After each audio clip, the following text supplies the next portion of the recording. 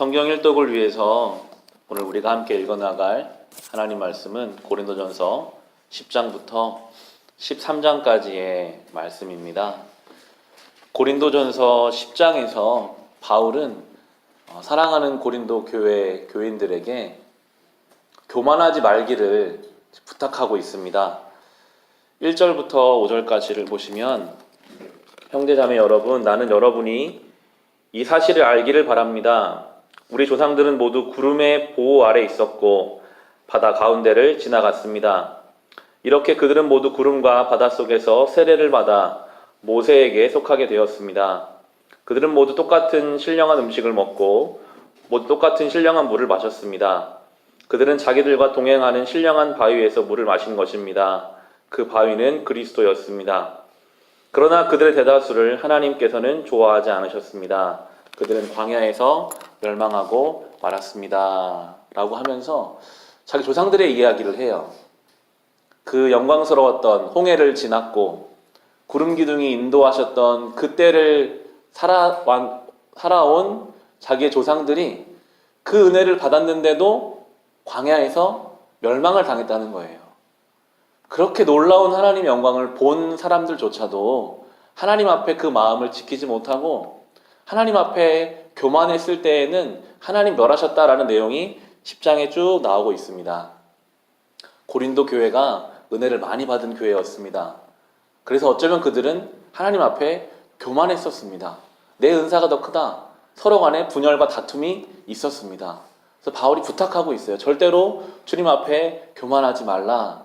12절로 지금 그걸 정리해 주는데 12절을 보시면 그러므로 서 있다고 생각하는 사람은 넘어지지 않도록 조심하십시오 라고 이야기합니다.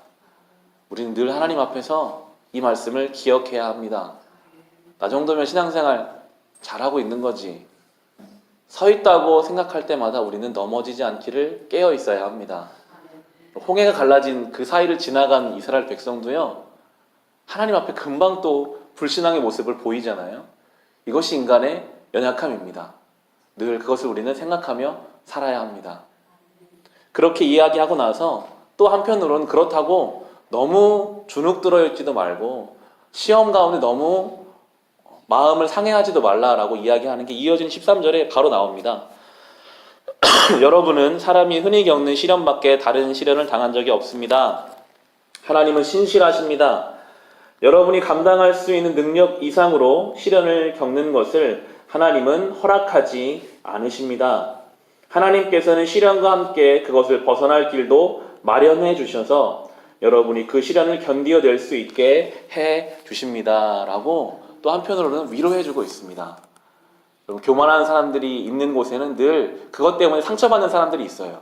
야, 저 사람은 저런데 나는 아무것도 아닌가 보다. 나는 이 시련 때문에 나는 믿음이 없어서 이런 시련을 당하나 보다. 바울은 그런 사람들을 향해서는 그런 시련 가운데 염려하지 말라.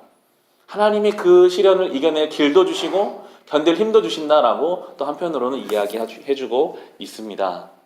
신앙의 길을 걸을 때 너무 교만하지도 않아야 할 것이고 그렇다고 너무 주눅 들어 있지도 않아야 할 것입니다. 늘 중심을 지키고 하나님이 나와 함께 하시지 그 마음으로 우리는 이 길을 걸어가야 하겠습니다. 이어지는 12장을 보시면 성령의 은사에 대해서 바울이 설명하고 있습니다. 고린도 교회에는 이 성령의 은사를 선물로 받은 사람들이 참 많았고 그것이 교회를 세우는 쪽으로 가야 하는데 내가 받은 은사가 더 크다. 왜 내가 받은 은사는 당신은 못 받았나? 이런 분위기들이 안에서 있었습니다. 그래서 분명하게 이야기하는 것 12장 7절을 보시면 각 사람에게 성령을 나타내 주시는 것은 공동 이익을 위한 것입니다. 라고 밝히고 있습니다. 하나님의 은사를 주신 것은 각 개인을 잘되게 하기 위함이 아니라 이 교회를 세우기 위함이다. 라고 이야기하면서 서로 다른 은사를 하나님이 주셨지만 그 은사는 모두 하나님이 주신 것임을 우리에게 밝히고 있는데요.